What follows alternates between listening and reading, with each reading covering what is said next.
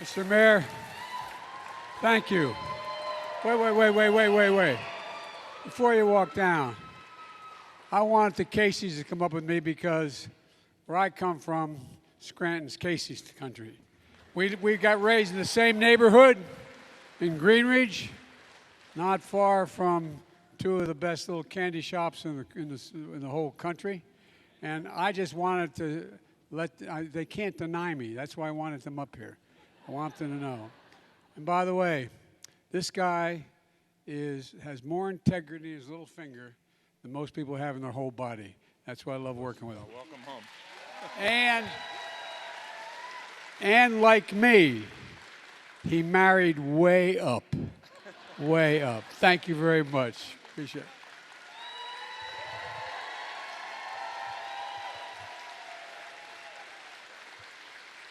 As my mother, Jean Finnegan Biden from Greenridge would say, please excuse my back when I'm speaking. I apologize.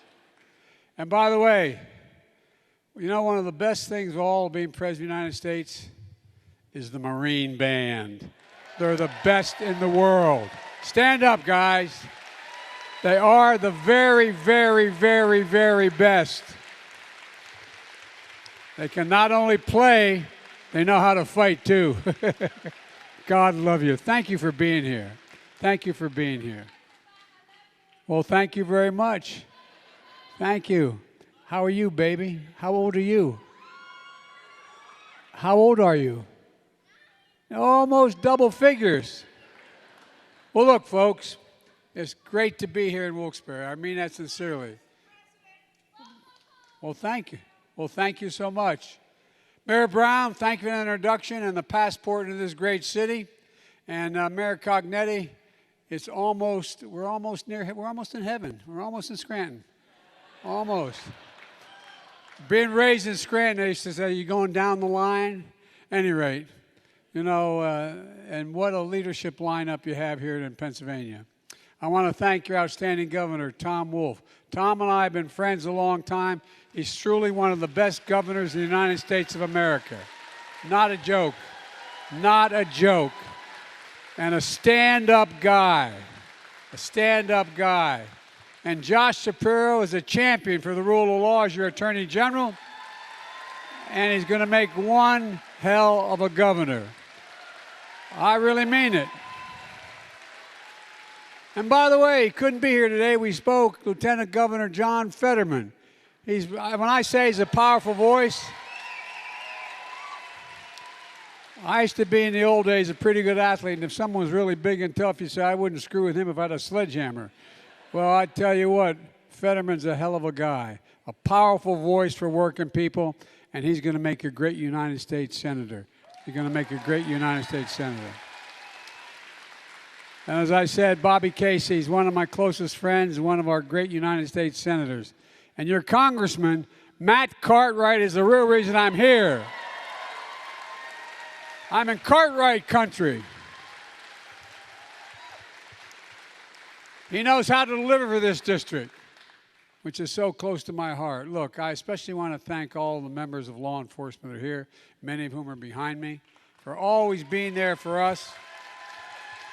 And we should always be there for them. And by the way, also a group that you need badly, you don't really appreciate till you need them, is the firefighters.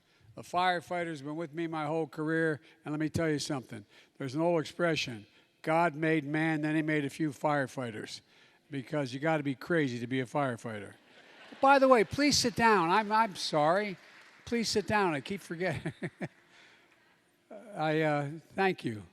But look, when I ran for president, I said I looked at the world the way I looked at it growing up in Scranton, and that wasn't hyperbole. I meant that. What families wanted was in Scranton when I was growing up with my mom and dad and my grandpa was the basic as it is today. A decent job, the opportunity to be treated with dignity. Everyone, my dad would say, everybody's entitled to be treated with dignity, just simple dignity. The fact is that they want to be able to go to good schools, in safe neighborhoods, a decent place to live, and just a fair shot for their kids. You know, a peace of mind knowing your kids can go to school or the playground or the movies or the high school game and come home safely and not have to think about it. But for too long, too many families haven't had that peace of mind. They watch the news and they see kids being gunned down in schools and on the streets. Almost every single night you turn the news on, that's what you see. They see their neighbors lose their loved ones to drugs like fentanyl, which is a flat killer. They see hate and anger and violence just walking the streets of America. And they just want to feel safe again. They want to feel a sense of security. And that's what my crime plan is all about. You know, I call it the Safer America's Plan. And both your members of Congress voted for it. It's based on a simple notion. When it comes to public safety in this nation, the answer is not defund the police, it's fund the police. Fund the police. And give them, we expect them to do everything. We expect them to protect us, to be psychologists, and to be sociologists. I mean, we expect you to do everything. I'm not joking. Everything. You realize more police officers are killed dealing with domestic violence than anything else? You realize that? The point is, we ask so much of you. So much of you. I've not met a cop who likes a bad cop. There's bad in everything. There's lousy senators, there's lousy presidents, there's lousy doctors, there's lousy lawyers. No, I'm serious. But I don't know any police officer that feels good about the fact that there may be a lousy cop. I'm tired of not giving the kind of help they need. Folks, look, we're in a situation in this country where we have to give them additional resources they need to get their job done. Matt gets it, Matt Cartwright, and this is not hyperbole. Matt's the chair of the powerful subcommittee that controls the funding for public safety. He knows what it means, investing in effective and accountable community policing that builds public trust and strengthens public safety. I'm old enough to remember when cops used to walk the beat in Wilmington and in Scranton because they knew everybody. They knew the kid. They knew if something was trouble. They knew whose house to go and knock on the door and say, "Mom, your son just did." I'm not being facetious. They knew the neighborhoods. As part of the American Rescue Plan, I signed into law last year, which they voted for, we set aside $350 billion, with a B, $billion for state and local governments all across America and urge them to use it like your governor did to make communities safer. Here in Pennsylvania, Governor Wolf is using $250 million of that money to reduce crime and violence across this state. And Mayor Brown just described how it's helping fund community policing here in Wilkes-Barre. But guess what? Every single Republican member of Congress, every single one in this state, every single one voted against the support for law enforcement. They talk about how much they love it. They voted against the funding. Flat out. Flat out. Every Republican in the House, every Republican in the Senate, every single one. I know we expect so much from our law enforcement officers, so we need to support them. That's why my crime plan to help communities recruit, hire, and train nationwide more than 100,000 additional officers, accountable officers, for community policing. And I mean it. Folks, when it comes to fighting crime, we know it works. Officers on the street who know the neighborhood, not a joke, who know the neighborhood, who know the families they're protecting, who get the training they need to be able to do their jobs well, who work to earn the community's trust. And as we hire more police officers, there should be more training, more help, and more accountability. Without public trust, law enforcement can't do its job serving and protecting all the communities. If I can just interject for a moment, my deceased son, Bo, he was the Attorney General of the state of Delaware. And what he used to do is go down on the east side, what's called the Bucket, highest crime rate in the country. There's a place where I was the only white guy that worked as a lifeguard down in that area, on the east side. And you know where you can always tell where the best basketball in the state is, and the best basketball in the city is. It's where everybody shows up. He'd go down and hang out and sit on a bench with my grandson, who's now 17 years old. And the police used to be in the car, the local city police. And he'd walk up and bang on the window. Say, get out of the car, damn it, meet these people. Let them see you. Let them know you. Let them know who you are. Well, the truth was, remember what happened to community policing? We went from having enough cops on the street to cities doing well and then deciding they don't need more police officers. So they reduced the police forces. So you didn't have 2 cops in every vehicle. You had 1 cop in every vehicle. And I don't blame 1 cop for not getting out in some certain neighborhoods, not getting out of the car. And what happens is, it used to be, I can remember that when my son was the Attorney General, he'd go around in the tougher neighborhoods, and he would ensure that every single cop gave his cell phone number to the local liquor store owner, the local church, the local grocery store, the local hamburger joint. So if there's a problem, they pick up the phone and call. Because what do people not want to do in tough neighborhoods? They don't want to be the one identified as turning so-and-so in.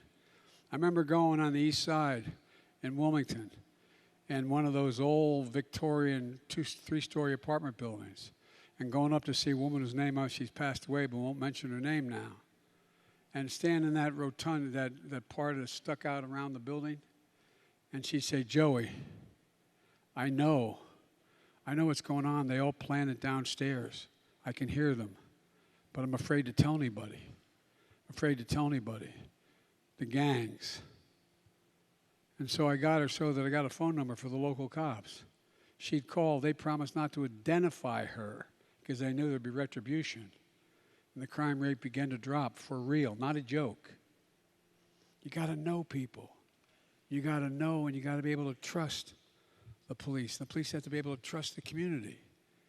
But we slipped away from that. We have a hell of a lot fewer cops today than we did when I wrote that initial crime bill. But now we got to get back to it. And by the way, I'm not making the case there aren't bad cops. There's some really lousy cops. There's some really lousy doctors. There's really lousy lawyers. I mean it. But here's the point.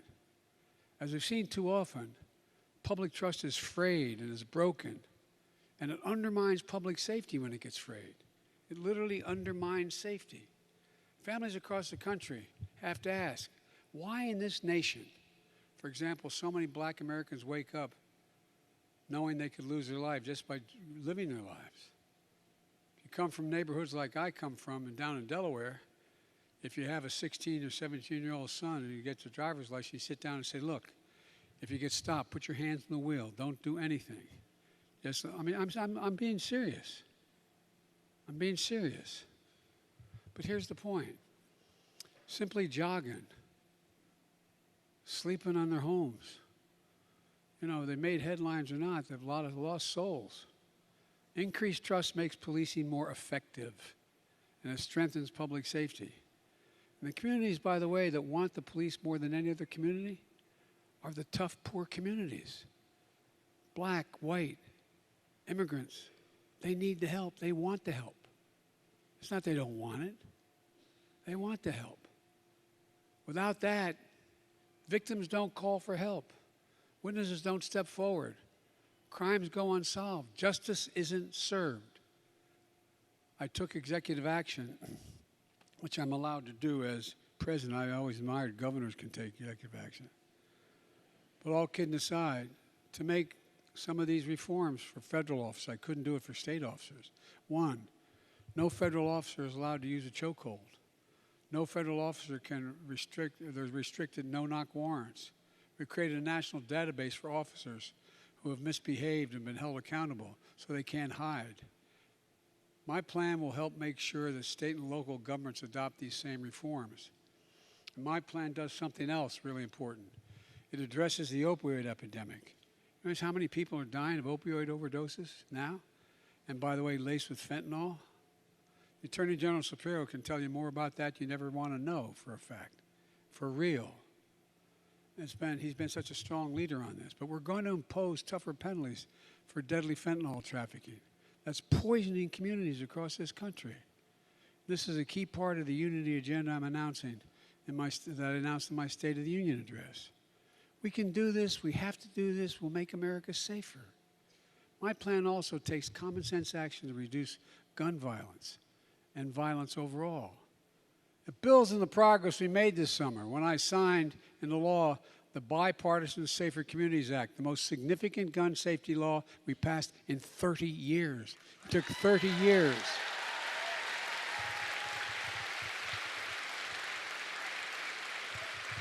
And we beat the NRA. We took them on and we beat the NRA straight up. You have no idea how intimidating they are to elected officials. The NRA was against it, which means the vast majority of Republicans in Congress couldn't even stand up and vote for it because they're afraid of the NRA. It's not unusual. Every Democrats, Republicans, senators, they get afraid of certain interest groups. They voted against it. Law enforcement supported it. Faith leaders and teachers supported it. Victims of gun violence and their families supported it. Young people in this country, like the students of this great university, support it. And the NRA and the vast majority of congressional Republicans voted against it, saving lives and keeping America safe. But guess what? We took on the NRA and we're going to take them on again, and we won, and we will win again. But we're not stopping here. I'm determined to ban assault weapons in this country. Determined. I did it once before, and I'll do it again. For many of you home, I want to be clear. It's not about taking away anybody's guns. In fact, we should be treating responsible gun owners as examples how every gun owner should behave. I have 2 shotguns at home. It's a long story, but I'm not opposed to guns. But I support the Second Amendment, and I support the Second Amendment. But the Second Amendment, as one of the most conservative justices in history, Justice Scalia once wrote, quote, like most rights, the rights granted by the Second Amendment are not unlimited. They're not unlimited. Right now, you can't go out and buy an automatic weapon. You can't go out and buy a cannon. And for those brave right-wing Americans who say it's all about keeping America's independent and safe, if you want to fight against the country, you need an F-15. You need something a little more than a gun. No, I'm not joking. Think about this. Think about the rationale that's used to provide this, and who they're shooting at. Shooting at these guys behind me. Folks, look. I went to every major school shooting in the country since I was a chairman of the Judiciary Committee all the way through as vice president and president. Over 48,000 people died from gunshot wounds in 2021 in the United States of America. Over 26,000 by suicide. When guns are the #1 killer, listen to this now, the guns are the #1 killer of children in America. Of children, and #1. More children die from guns than active duty police and active duty military personnel combined. Hear that again? More children in America die from guns than active duty police and active duty military in the United States combined. We have to act. We have to act for those families in Buffalo, Uvalde, Newtown, El Paso, Parkland, Charleston, Las Vegas, Orlando. I've been to every one of those sites. Sit down with those parents. I spent 4 hours last time. Met with every single one of the parents and families that lost someone. See the looks in their faces. Think about it. Think about the devastation that's occurred. We have to act for all those kids gunned down on our streets every single day that never make the news. There's a mass shooting every single day in this country, in the streets of America, every single day. You have to act so our kids can learn to read in school instead of learning to duck and cover. Literally, schools all across America. Kids are showing up.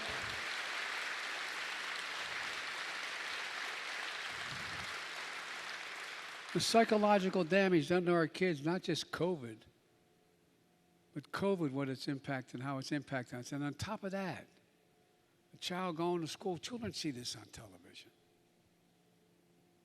You know, we're living in a country awash with weapons of war. Weapons that weren't designed to hunt or designed to take on an enemy. That's what they were designed to do. For God's sake, what's the rationale for these weapons outside of a war zone? They inflict severe damage.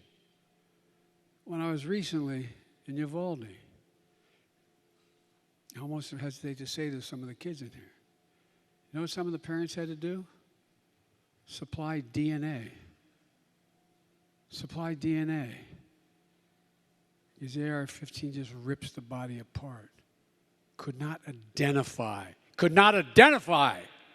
the body.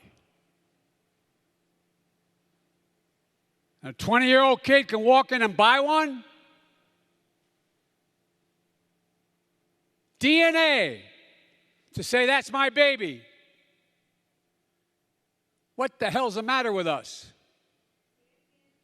No, I'm not joking. Think about it. What are we doing? And by the way, my dad used to love to hunt in the Poconos when we lived in Scranton. How many deer or bear wearing Kevlar vests? Huh? Not a joke. Did you realize the bullet out of an AR-15 travels 5 times as rapidly as a bullet shot out of any other gun? 5 times, is lighter, and can pierce Kevlar.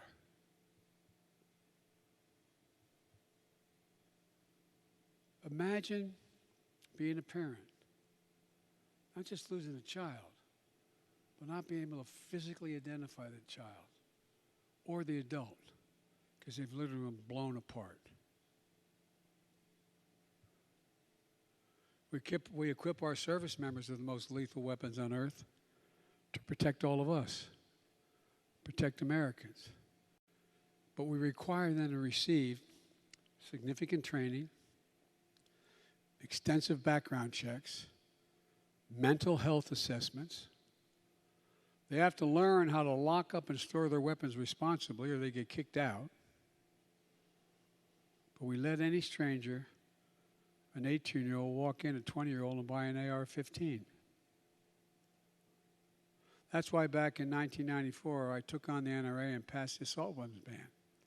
For 10 years, mass shootings were down. 10 years in a row since I passed that legislation in 1994 as a senator.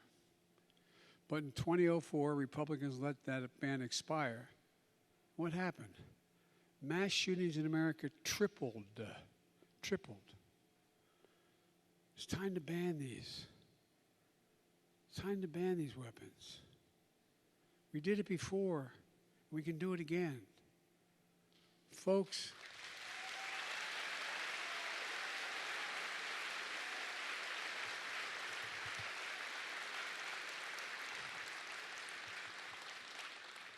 it's time to hold every elected official's feet to the fire and ask them, are you for banning assault weapons, yes or no?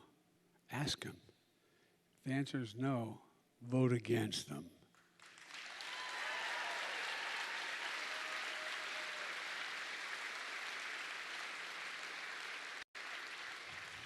Look, I'm prouder that after 7 years, we finally have a Senate-confirmed Director of Alcohol, Tobacco, and Firearms responsible for fighting gun crimes. For 7 years, the other team would not let us appoint anyone to that job.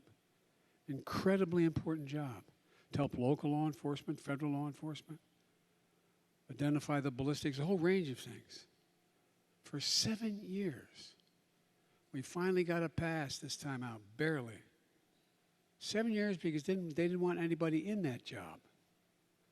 My plan gives the Bureau the funding to hire more agents, to stop gun trafficking. And by the way, There's a lot of states that don't allow you to purchase certain weapons in the state. But just cross the state line and go buy it next door. Bring it across the state line. Keep guns out. You know what the Mexicans are, Mexico, which has real problems, causing us real problems, you know what their biggest complaint is? Can't we stop gun trafficking across the southern border into Mexico? There are certain gun dealers that are basically not gun dealers, they're wholesalers, providing the weapons to anybody who have the money. Folks, look, we can help local law enforcement. We can solve more gun crimes if we have someone heading up, which we finally do, this organization that's designed to track this kind of behavior. Finally, my plan invests in crime prevention programs that help keep young people from getting in trouble in the first place. Under my plan, communities can, one, provide after-school and summer job programs they get paid for, more access to mental health and drug counseling, more social workers and housing to keep people off the streets instead of when they get out of jail to get $25 on a bus ticket and end up under the same bridge that they were under before.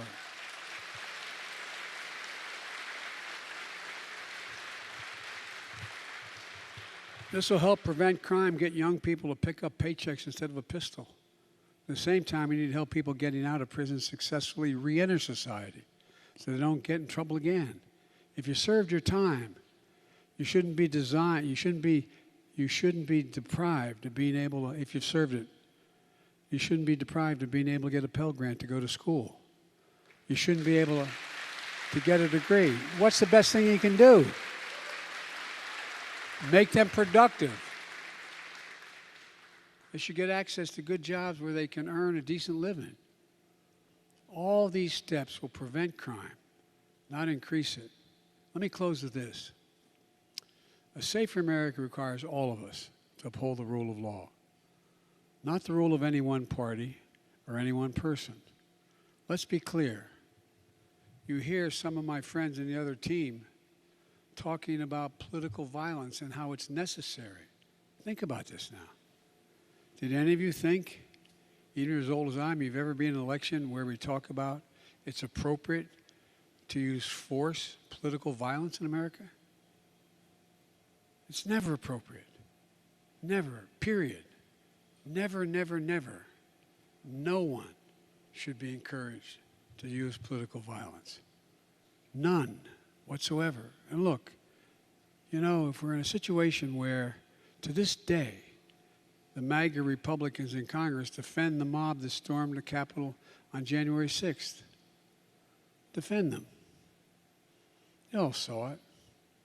I don't care how frustrated you are. You know, when I showed up, one of the things I learned as president, even though I'd been vice president for 8 years and done a great deal of the foreign policy for the administration, I showed up at a meeting of the major democracies called the G7. And I sat down. It was in England. And I sat down for this 3-day conference, and I said, America's back. And Macron, president of France, turned to me and said, for how long? For how long? They made a discussion with Schmidt and all that. I mean, just for how long? And one of them said to me, imagine, Joe, if you turned on the television in Washington, D.C., and saw a mob of 1,000 people storming down the hallways of the parliament, breaking down the doors, trying to overturn an outcome of election, and killing several police officers in the meantime. Imagine. Imagine what you'd think. Think about what the world saw. Not about what we saw, what the world saw. Did you ever think the United States that would happen? What I find even more incredible is the defense of it. Cops attacked and assaulted, speared with flagpoles, sprayed with mace, stomped on, dragged, brutalized. Police lost their lives as a result of that day. Police lost their lives. One of the officers said it was worse than anything he had experienced in war in Iraq. So let me say this to my MAGA Republican friends in Congress. Don't tell me you support law enforcement if you won't condemn what happened on the 6th. Don't tell me.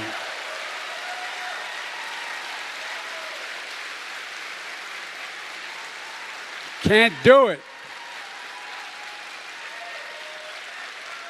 For God's sake, whose side are you on? Whose side are you on? Look,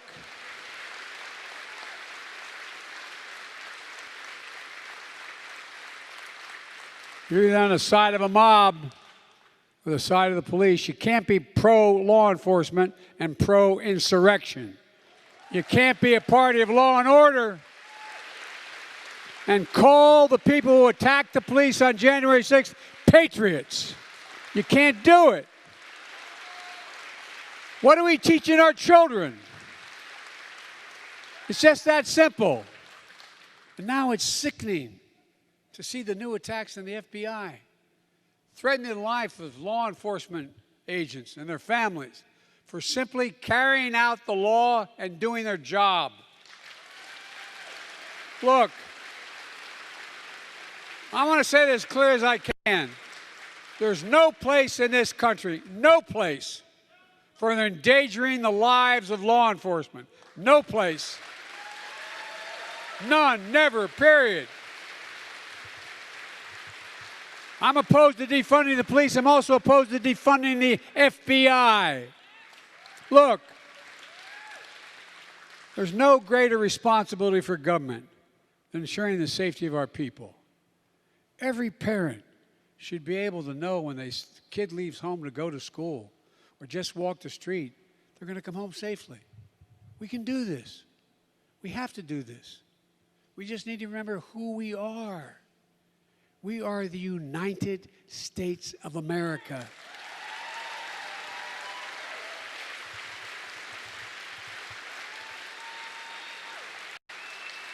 And when we are united, there is not a single thing we cannot do.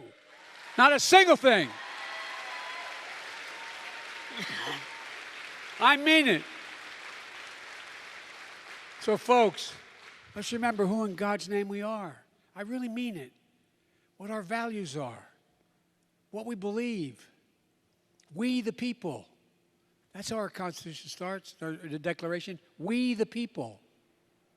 It's who we are. And by the way, no one expects politics to be a patty cake. It sometimes gets mean as hell. But the idea, you turn on the television and see senior senators and congressmen saying, if such and such happens, there'll be blood in the street. Where the hell are we? Well, that's all I'm looking for. And folks, do me a favor. Presumptuous of me to say that. But think about doing me a favor. Please, please, elect the Attorney General of the Senate.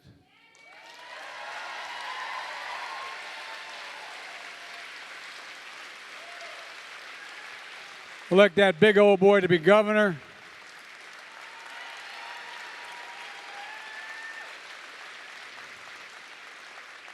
And by the way, there are a lot of really, and I mean this, I'm not being solicitous. Remember what used to be the criticism of Biden when I was running?